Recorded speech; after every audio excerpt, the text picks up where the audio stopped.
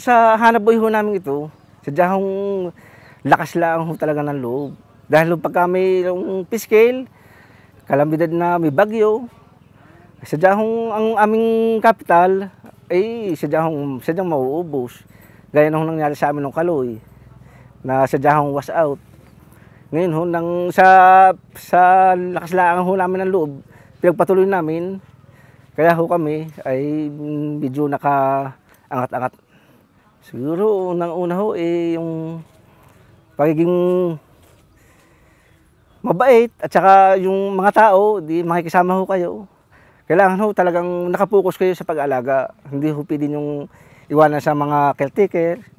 Kailangan ho talagang inyong sinusubaybayan pag papatuka.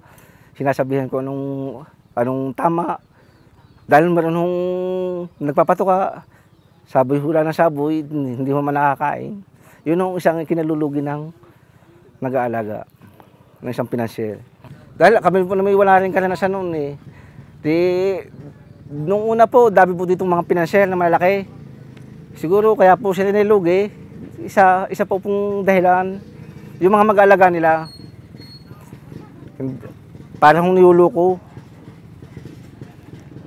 Yung lack of management na ang tawag.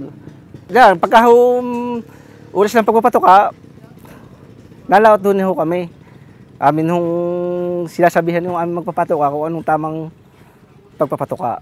Pagka oras ng pagpapatuka, kailangan mga alas 7 ng umaga.